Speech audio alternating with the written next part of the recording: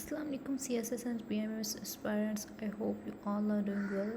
So today I am going to discuss with you the PMS compulsory subjects syllabus.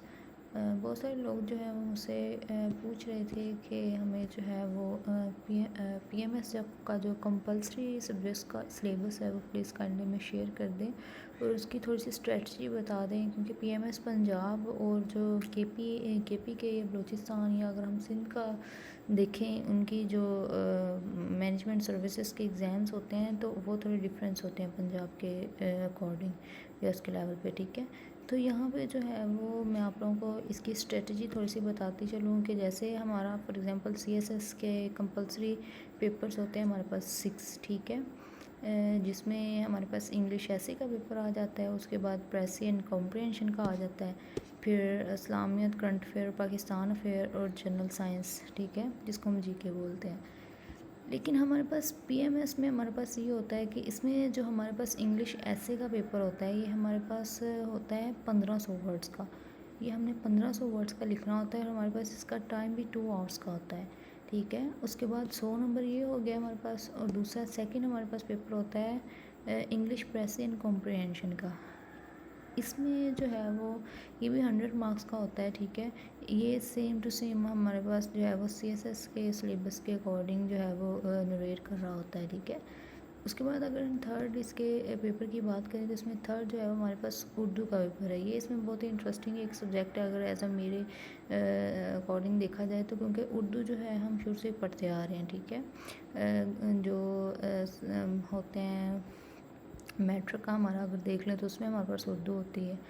अगर inter में देखें तो graduation तक almost बंदा जो है वो उर्दू पढ़ रहा होता है, ग्रेजुएशन से नीचे तक या इंटर लेवल पर मैट्रिक पे, ठीक है। तो इसमें कोई भी ऐसी कोई बड़ी आप लोगों के पास जो है वो प्रॉब्लम नहीं है कि इसको कैसे जो है वो करना है, क्योंकि मेरे ख्याल से अगर देखा जाए तो एक किस्म की अपॉर्चुनिटी है मार्क्स गेन करने की, ठीक है।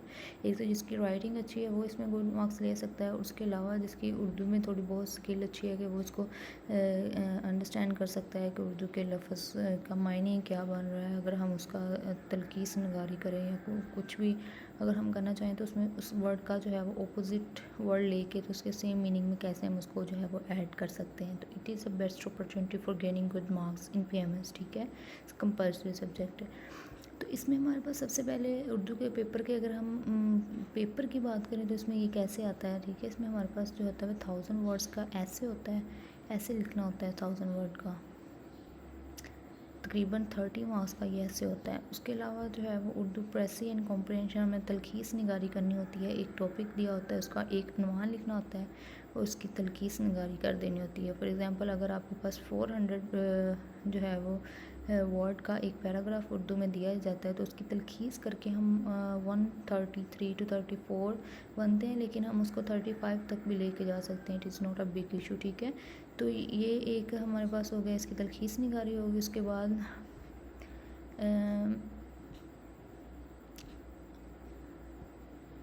कॉम्प्रिहेंशन होता है, उसके बाद ग्रामर एंड वोकेबलरी का होता है, ठीक है। सेंटेंस करेक्शन होती है, जैसे कि जुमलों की दुरुस्तगी कहते हैं हम। उसके बाद grouping of words, pair of words, idioms जिसमें हम इसको मुहावरे बोलते हैं उर्दू में, और एक ट्रांसलेशन पैराग्राफ होता है। इसमें हमने ये करना होता है, जैसे इंग्लिश प्रेसी के पेपर में हमारे पास होता है इंग्लिश में, ठीक है, सॉरी उर्दू में होता है, हमने उसको इंग्लिश में करना होता है। और उसके बाद अगर हम इसके उर्दू के ट्रांसलेशन पैराग्राफ की बात करें तो ये हमारे पास इंग्लिश में होता है, इसको हमने उर्दू में ट्रांसलेट करना होता है, ठीक है।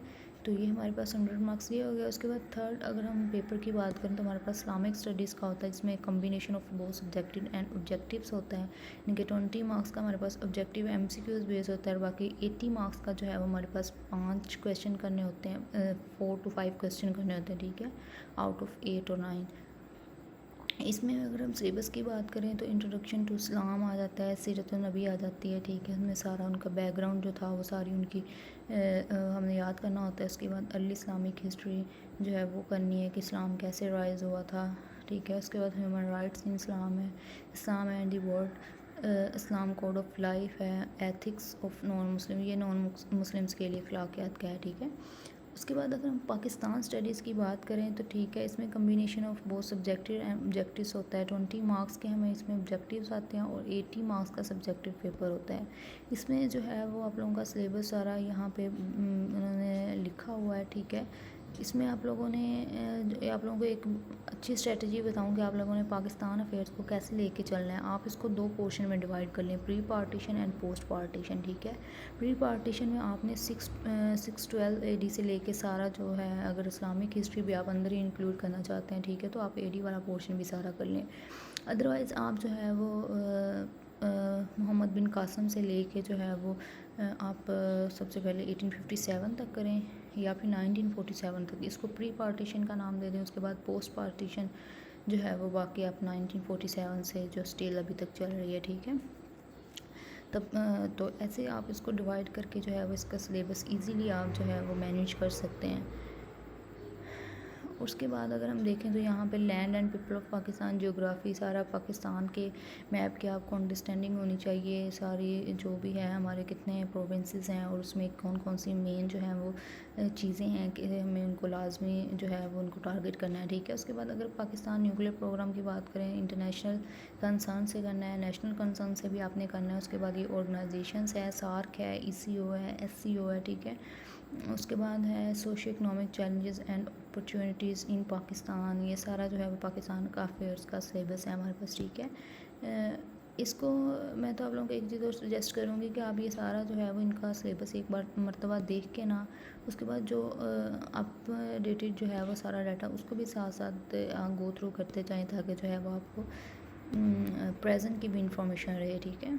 उसके बाद अगर हम जीके की बात करें, जीके में यहाँ पे हमारे पास जो है वो 100 मार्क्स का पेपर होगा। करंट अफेयर इसमें नहीं है, ये एक है इसमें कि आप लोगों के करंट अफेयर का सेपरेटली आप लोग के पास जो है वो इसमें PMS में जो है वो एग्ज़ाम नहीं होगा 100 मार्क्स का। इन्होंने यहाँ पे ये एक चीज़ की है कि जीके का जो पेपर होगा ना वो 100 मार्क्स का होगा आप लोगों के पास ऑब्जेक्टिव बेस, ठीक है।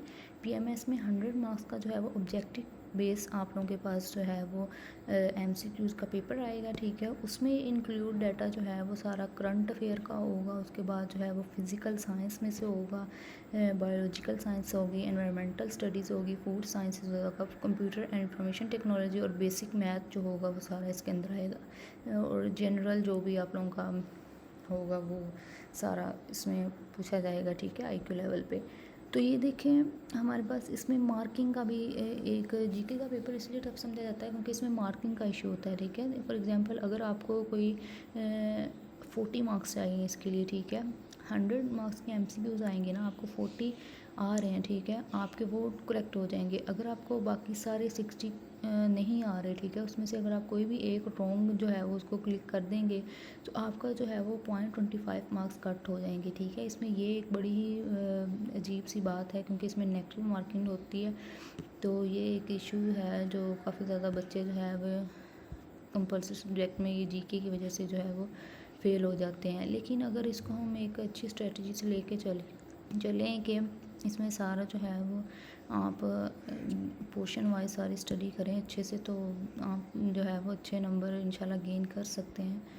तो ये हमारे पास PMS कंपल्सरी सब्जेक्ट का सिलेबस है। अगर इसके अलावा कोई भी इन्फॉर्मेशन आप लोगों को चाहिए तो मुझे इंस्टाग्राम पे आप DM कर सकते हैं या फिर मेरे WhatsApp ग्रुप पे जो बना हुआ है आप लोग वहाँ पे जो है वो मुझसे इन्फॉर्मेशन अपनी ले सकते हैं, ठीक है। बाकी दुआओं में याद रखिएगा। अल्लाह हाफिज़।